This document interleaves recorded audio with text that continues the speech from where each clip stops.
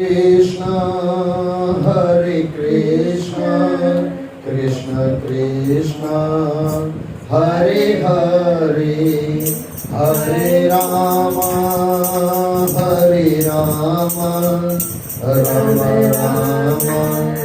हरे हरे। सद्गुरुदेव भगवान की जय। सृष्टि के रचनाकार परमात्मा अकाल पुरख महाकाल के चरणों में बारंबार मेरी नमस्कार। सृष्टि के मालिक गुरु परंपरा गुरु पद और सभी गुरुओं के चरणों में यानी सृष्टि के मालिकों के चरणों में बारंबार मेरी नमस्कार। सभी के माता पिता, आप सभी के माता पिता और सभी के माता पिता के चरणों में बारंबार मेरी नमस्कार और आप सभी के चरणों में बारंबार मेरी नमस्कार और आप सभी को प्यार भरी सतनाम साखी सतनाम साखी सतनाम साखी। ईश्वर की और गुरुओं की परम असीम कृपा से हम सत्संग में जुड़ रहे हैं। आइए जुड़ने से पहले गुरुओं के चरणों में प्रार्थना करें। हम जीवन में सफल हैं, जीवन को सफल करें। इसी प्रार्थना के साथ सत्संग में प्रवेश करें। फिर से एक बार सतनाम साखी सतनाम साखी सतनाम साखी गाएंगे बोले ना। सिकंद 8वां और उसके अंदर 9वां अध्याय 9वां मोहिनी रूप में भगवान द्वारा अमृत बांटना। मोहिनी रूप में भगवान द्वारा अमृत बांटना। श्री सुखदेव जी ने कहा, परीक्षित, आपस में झगड़ा करते हुए राक्षसों ने जब मोहिनी रूपधारी भगवान को देखा तो वे आपस में झगड़ा रोककर उत्सुकता से उसकी ओर देखने लगे। मोहिनी के पास आने पर वे पूछने लगे, तुम कौन हो, कहां से आ रही हो, क्या चाहती हो, क्या विधाता ने तुम्हें हमारी मनोकामनाओं को पूरा करने के लिए भेजा है।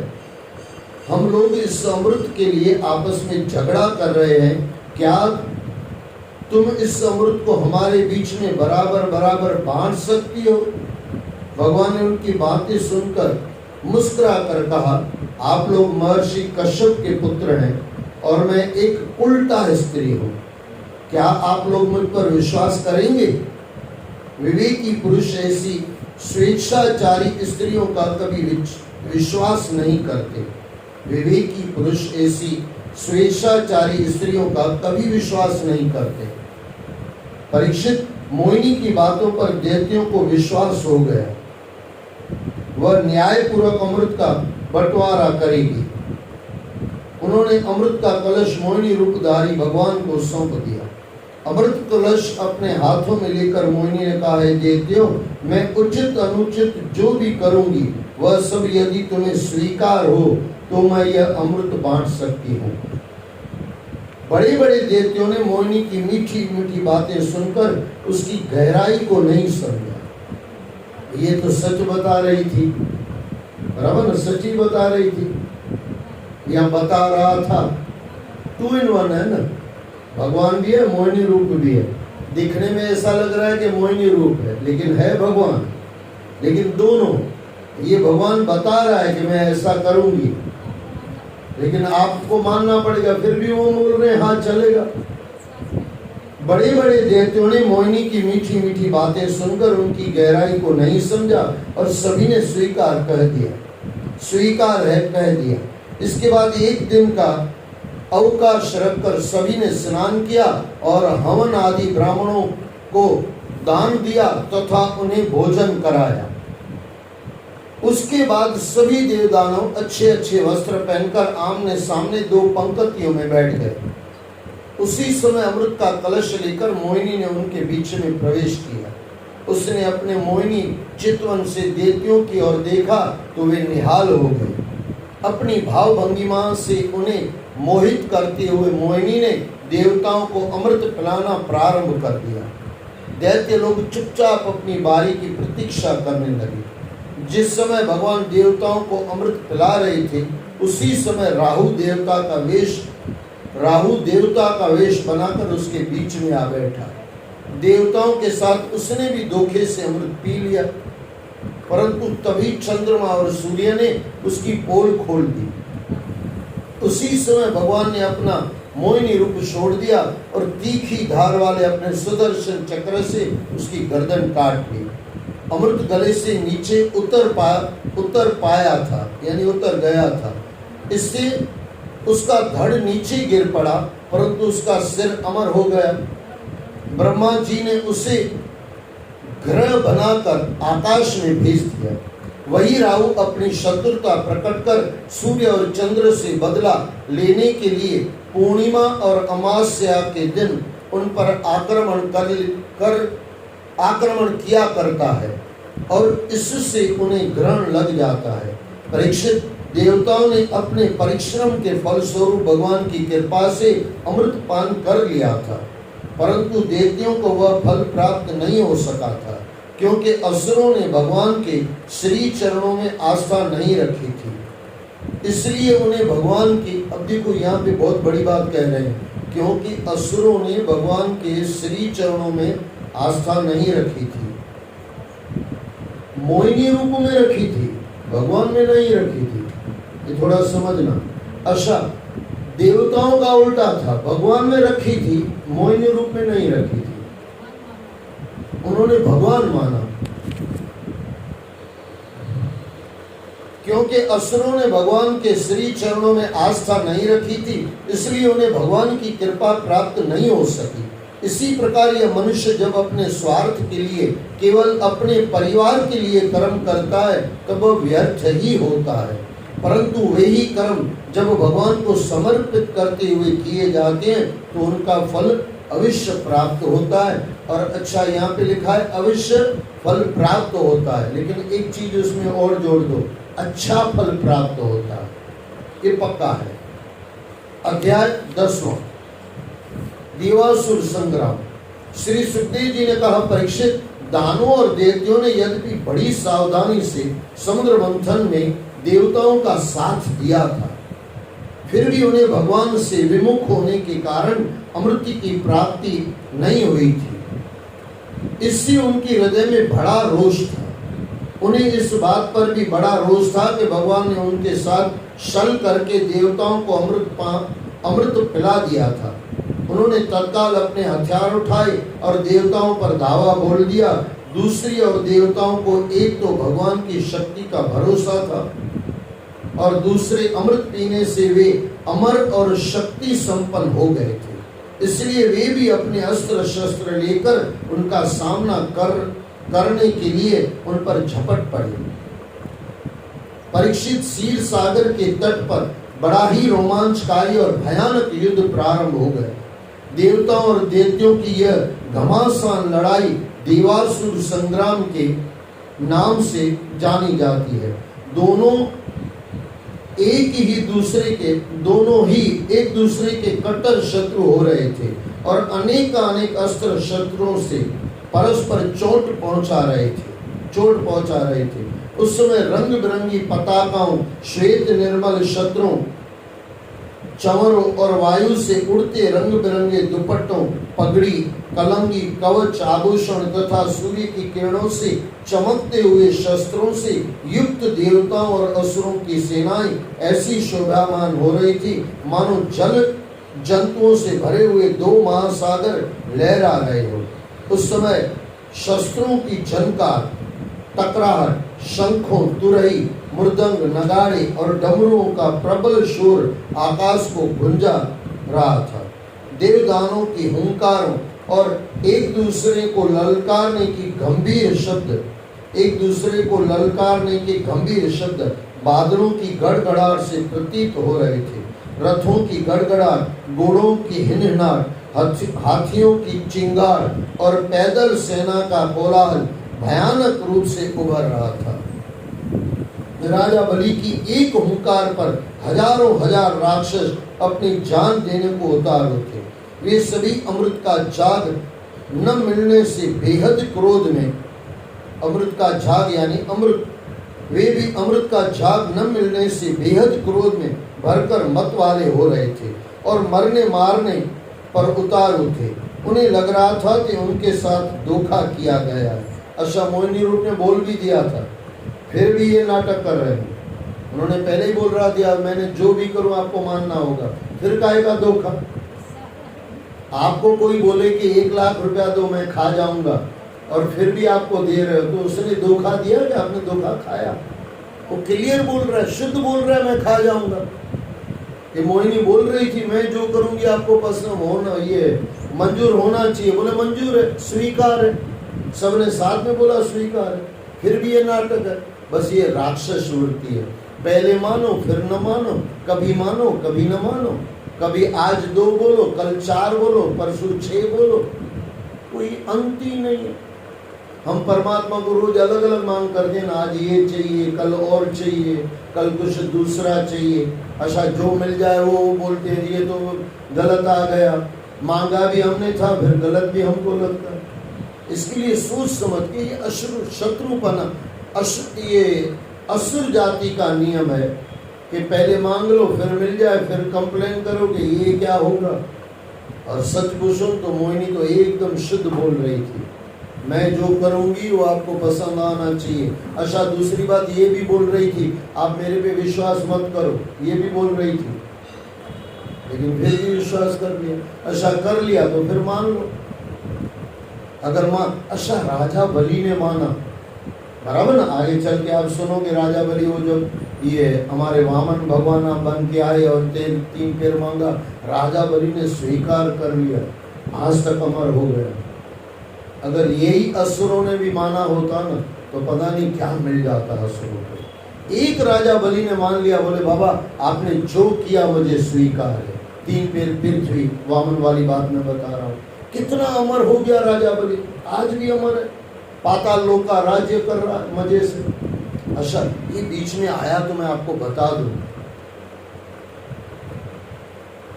कुछ गलती होती है तो इंद्र महाराज को पहुंच जाता है, लेकिन ज्यादा अगर कुछ आप गलती करो ना, थोड़ी बहुत गलती तो ठीक ठाक है, भगवान माफ भी कर देता है। लेकिन एक चीज याद रखना, जो नीति नियम है पूजा पाठ के और समझो साधना के, उसके अंदर आपने कुछ गलतियां कर दी, उसका फल किसको मिलता है पता है? राजा बलि को। ये ग्रंथों में लिखा गया, क्योंकि राजा बलि को भी शक्ति चाहिए ना। अच्छा यहाँ के लिए तो समझो सृष्टि में नियम क्या है, आप जो भी समझो हवन आदि करते हो, देवताओं को मानोगे, वे देवताओं के लिए जो दोगे उसमें से वो पुष्ट होंगे, आगे उनकी समझो जिंदगी बढ़ती रहेगी, बराबर ना। राजा बलि कैसे चलेगा? राजा बलि हमारे साधनाओं में जो गलतियां होती है और वो जो गलती होगी उसका फल आपको नहीं मिलेगा, राजा बलि को मिल जाएगा। इसके लिए कहा जाता है कि गलतियां मत करो, गलती करोगे सीधा फल राजा बलि, जो भी अच्छा काम किया वो राजा बलि ले लेगा और उसमें से वो तृप्त होता, तृप्त तो नहीं कहा जा सकता लेकिन पुष्ट होता रहता, उसको शक्तियां मिलती रहती है। धरती पे ऊपर जो कार्य करते हैं वो हम देवताओं के लिए करते हैं, उनमें से वो पुष्ट होते हैं। यज्ञ आदि आपने किया तो देवताओं को याद किया, देवताओं को याद किया तो इंद्र राजा, इंद्र उनको बल मिल गया, उनको पुष्टि मिल गई, सूर्य को बल मिल गया, चंद्र को बल मिल गया, सीधी सी बात। और वो 33 करोड़ देवी देवता जैसे गाय के अंदर है, हमारे अंदर भी वास है, हर इंसान के अंदर वास है, लेकिन पता नहीं वो उन सब को दूर करके काम क्रोध लोभ मोह राग द्वेष ये सब अहंकार को लाके शत्रुओं को हमने अपने ये शरीर की काया दे दी और पूरा लुट रहा है इंसान। देवता भी यही है, देवता ऐसे कहा जाता है दाएं हाथ के अंदर इंद्र का प्रवेश है। अच्छा दाई आंख के अंदर सूर्य है, बाई आंख के अंदर चंद्र है। ये पूरा इतिहास है, पूरे ग्रंथों में लिखा गया है। ये देवता हमसे पुष्ट होते हैं सही कार्य जब हम करते हैं। फिर मैं बोलूं सही कार्य करते करते गलतियां हम जो करते हैं उसका फल राजा बलि ले लेता है। इसके लिए गुरुओं के चरणों में बैठ के या गुरुओं से सीख के जो हम करते हैं उसका बल हमको बराबर मिलता है। कुछ फल देवताओं को मिल जाता है और बाकी फल हमको मिलता है, कुछ भाग उनको मिलता है। अच्छा, गलतियां करूं तो पूरा फल राजा बलि ले लेगा, और अच्छा कार्य सही ढंग से करो तो कुछ हिस्सा राजा इंद्र को जाएगा, कुछ हिस्सा देवताओं को जाएगा, बाकी आपके पास रहेगा। बस ये होता। इसके लिए कभी भी कहीं भी अच्छे कामों में सोच समझ के किया करो, करो तो पक्का ही करो, लेकिन गुरुओं के चरणों में पूछ लो। अस हमारे सिंधी में बोलते हैं पूछना, आधी सिंधी आधी हिंदी, पूछना तो नहीं मूंझना। अध हिंदी अध सिंधी, हमारे बड़े बुजुर्ग ऐसे ही बोलते थे हिंदी, पूछना तो नहीं मूंझना, यानी जो पूछता है वो कभी गलती करता नहीं है, मूंझता नहीं है, गलती नहीं करेगा। बस यही ध्यान रख लो, छोटी छोटी बातें गुरुओं से पूछ के करो। ये छोटी बातें इसका मतलब ये नहीं कि पानी पीने जाओ तो गुरु को पूछ के खाओ, ये गलतियां ऐसी मत करो, उसमें भी इंसान गलती कर लेता है। कहाँ पूछना है, कहाँ आप गलत हो। और एक बात मैं दूसरी बताऊं, जब भी आप गलती करते हो ना, आपकी अंतर्मात्मा आपको याद दिलाती है कि आप गलत कर रहे हो। गलत करने से तुरंत आपका मन अशांत हो जाता है, और सही करने से तुरंत आपके मन में शांति आ जाती है। कभी भी करके देख लो, बिना कारण का किसी का 50 रुपया ले लो, देख लो मन अशांत हो जाएगा। बिना कारण किसी को 10 रुपया गरीब को दे दो, देखो किसी मन में शांति है तुरंत। कोई ज्यादा बड़ी बात नहीं, ऐसा नहीं कि बाद में फल मिलेगा, तुरंत अच्छा काम करके तुरंत फल मिल जाता है, और अच्छे कामों में बुराई करते तुरंत मन बेचैन हो जाता है। मन बेचैन हुआ, गलत हुआ, सीधा राजा बलि सब ले गया। तो राजा बलि के लिए मैं आपको जो बता रहा था, ये चीजें अपने लिए है, थोड़ा ध्यान रख के किया करें। हजारों हजार राक्षस अपनी जान देने को उतारू थे, वे सभी अमृत का झाग न मिलने से बेहद क्रोध में भरकर मतवाले हो रहे थे और मरने मारने पर उतारू थे। उन्हें लग रहा था कि उनके साथ धोखा किया गया है। परीक्षित, देवराज इंद्र ने जब दैत्यों को इस प्रकार मंदोमंत होकर युद्ध करते देखा तो उसे बड़ा क्रोध आया। वह भी अपनी देवसेना और दिग्गज लोकपालों के साथ उन पर प्रचंड वेग से टूट पड़ा। कोई भी अपनी हार स्वीकार करने को तैयार नहीं था। कुछ ही देर में युद्ध भूमि वीर गति को पाने वालों की लाशों से भर गई। घायलों की तो गिनती करना ही कठिन था। सर्वत्र रक्त से सने शव पड़े थे। कटे फटे अंगों के ढेर चारों ओर बिखरे पड़े थे। युद्ध जब न रुका तो स्वयं भगवान श्री हरि देवताओं की प्रार्थना पर वहां गरुड़ पर सवार होकर आए और उनके सुदर्शन चक्र ने वहां भारी तबाही मचा दी। उससे घबराकर दैत्य अपनी अपनी जान बचाकर वहां से भागने लगे। उन्हें भागते देख भगवान वापस अपने लोक लौट आए। अध्याय 11, देवासुर संग्राम की समाप्ति। श्री सुखदेव जी ने कहा, परीक्षित, भगवान श्री हरि को अपने सामने देखकर देवताओं का उत्साह दुगना हो गया था। उनकी घबराहट जाती रही थी और वे दुगने उत्साह से युद्ध करने लगे थे। ये भी सोचना, जीवन भी है, ये भी युद्ध ही है ना भाई। वैसे तो युद्ध नहीं है, हमने बना लिया। खेल खेल में जिंदगी जी लो ना। ये दो बातें समझना, थोड़ा नहीं तो गड़बड़ हो जाएगा। ध्यान से इसको समझना मैं क्या कहना चाहता हूँ, तो मुझे अध्याय भी देखना पड़ता है। दोनों बातें समझना। जीवन में कुछ मिले न मिले, खेल की तरह खेलो। मिल गया लाख करोड़ों तो ठीक है, नहीं मिला तो लाखों से काम चला जाएगा। अच्छा, लाखों भी नहीं मिला तो हजारों में से काम निकल जाएगा। जब जाएंगे, चाराना भी हमारे साथ जाएगा। थोड़ी चाराना तो बहुत ज्यादा बोल दिया मैंने, एक पैसा भी साथ में जाएगा क्या? तो खेल की तरह जियो ना।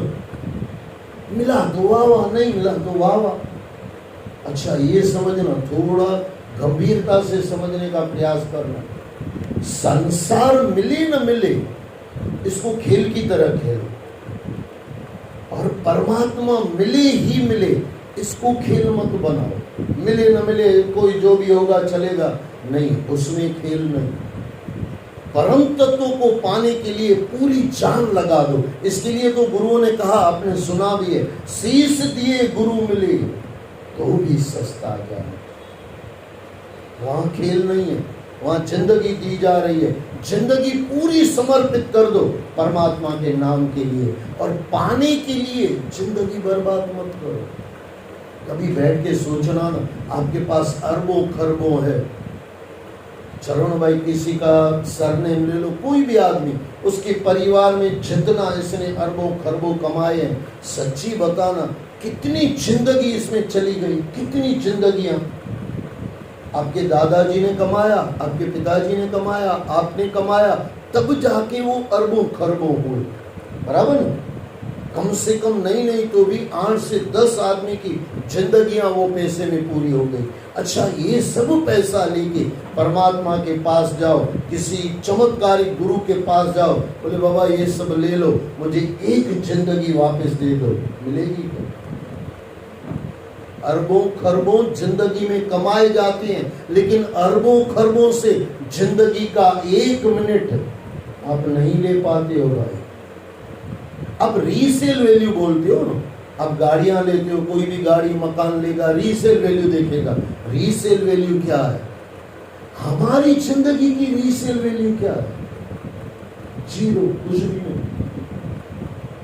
जिस जिंदगी से हमने अरबों खरबों कमाए, उस अरबों खरबों में पता नहीं कितनी जिंदगियां चली गई, कितनी जिंदगियां चली गई। वो सभी जिंदगियों, सब पैसा मिला के, अरबों खरबों मिलकतों को मिला के, जिंदगी का किसी का 1 मिनट नहीं मिल सकता है। जिंदगियां बर्बाद हो गई, फिर भी इंसान समझता नहीं। सोचने वाली बात है ना। ये तो मैं 4-5 आदमी कह रहा हूं, अरे मैं तो बोल रहा हूं चलो ना पूरी हिंदुस्तान का, पूरे वर्ल्ड का पैसा, पूरे वर्ल्ड का पैसा लेके सब साईयों के चरणों में रखो। बोले बाबा कंवर भगत वापस लेके आओ, मिलेगा क्या? तेवराम साईं वापस लेके आओ, मिलेगा क्या? जिस जिंदगी के पीछे पूरी जिंदगी हमने पैसों में बर्बाद कर दी, फिर मैं दोहरा दूं, अपने दिल की गहराइयों से मैं ये बोल रहा हूं, अगर समझ में आ जाए तो आनंद आ जाए। जिंदगी की गहराई, अब सोच लो क्या कर रहे हैं। इसके लिए कहा गया हीरे जैसा जन्म है कौड़ी बदले जा। पता नहीं इंसान कहाँ जिंदगी बिता रहा है। अच्छा, कोई तो फिर कमाएगा ही नहीं, बोलेगा ये सब जिंदगी से कुछ नहीं मिलेगा। अच्छा, बैठ के भी तूने क्या किया भाई? अगर बैठ उससे, अच्छा किसी ने कमाया फिर भी किसी को काम तो आएगा, दान पुण्य देने में काम आएगा, किसी गौशाला कराने में काम आएगा, कहीं तो संसार में काम आएगा। लेकिन जो बंदा बैठ ही गया उसको तो डबल पाप लगेगा। इसके लिए मैं कह रहा हूं, परमात्मा तरफ, गुरुओं तरफ चलने में कोई आनाकानी नहीं, कोई खेल नहीं, वहां पूरी जिंदगी लगा दो। लेकिन जिंदगी पाने के लिए जो चीजें हमें दौड़ रहे हैं, चीजों के लिए दौड़ रहे हैं, उसको खेल समझ जाओ।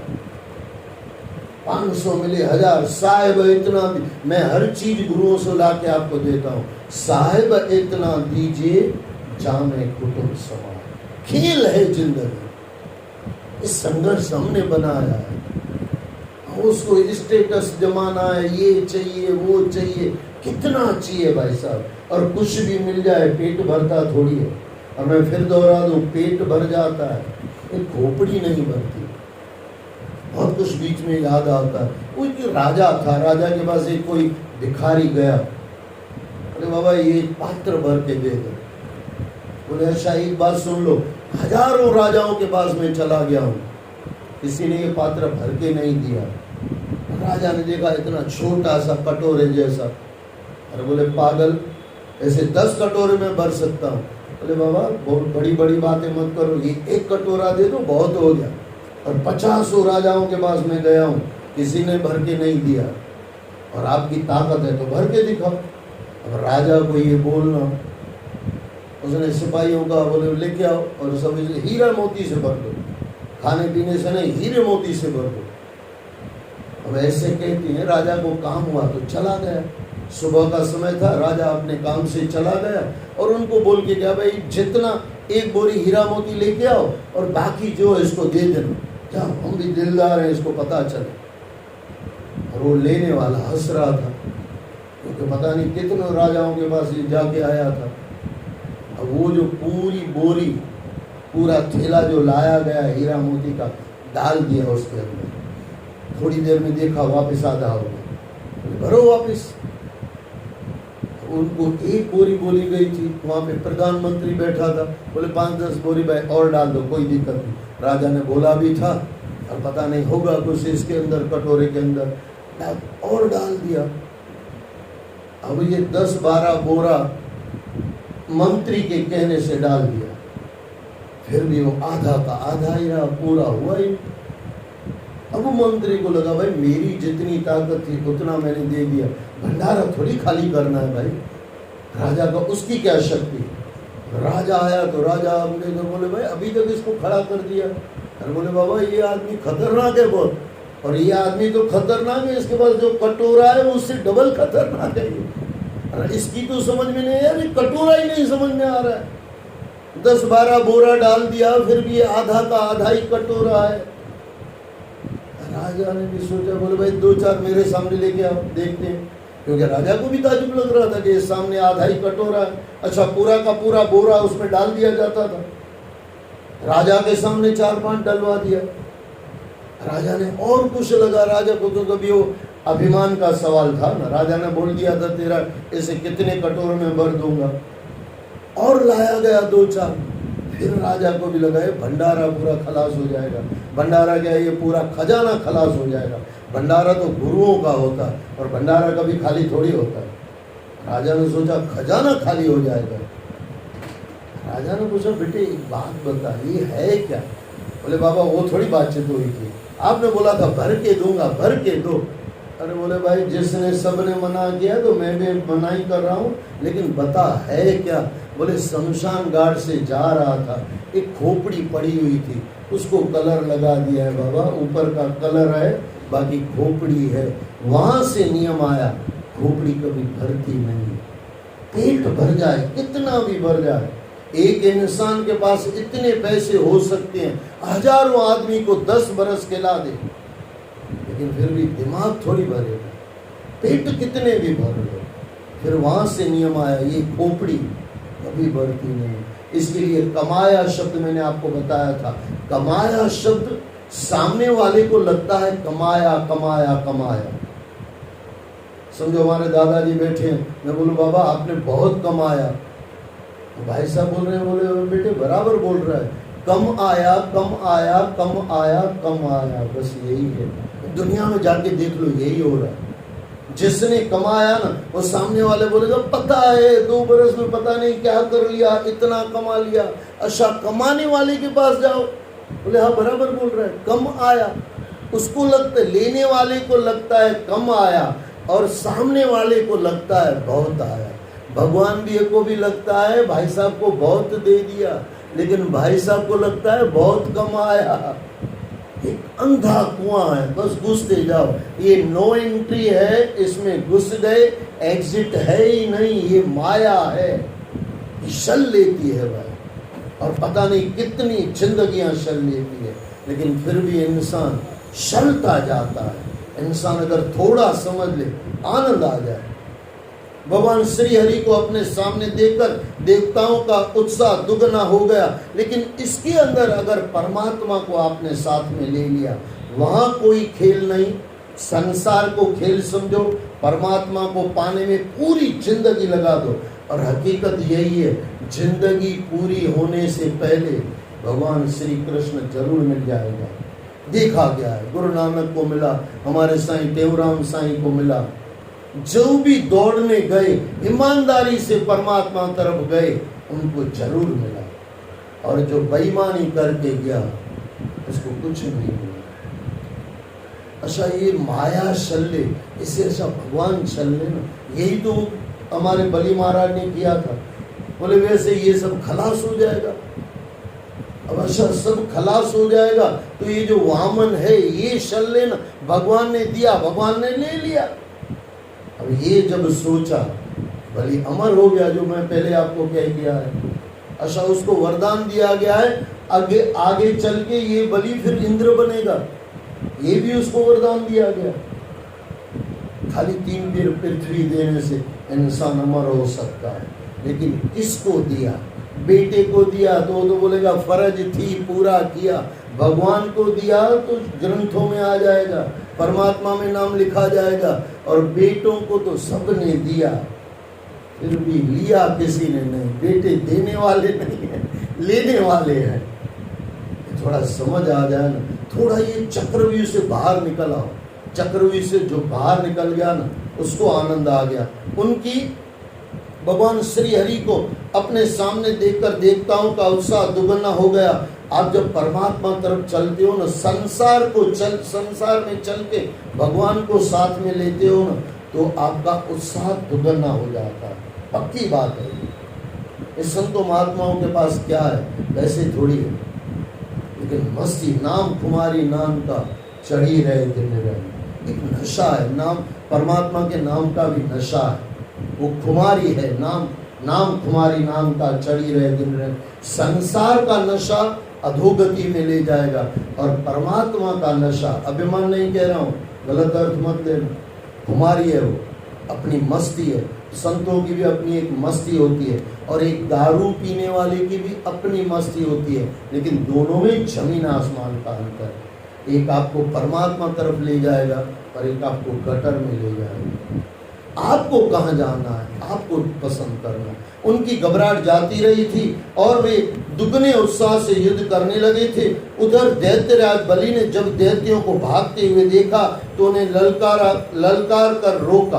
दैत्यराज की पुकार पर दैत्य दानव लौट पड़े और देवताओं से भिड़ गए। इंद्र ने दैत्यराज बलि को ललकारते हुए कहा, मूर्ख, जैसे नट बच्चों की आंखें बांधकर अपने जादू से उनका धन ऐंठ लेता है, वैसे ही तू माया के चालों से हम पर विजय प्राप्त करना चाहता है। तुझे पता नहीं कि हम स्वयं मायापति, तुझे पता नहीं कि स्वयं मायापति हमारे स्वामी हैं।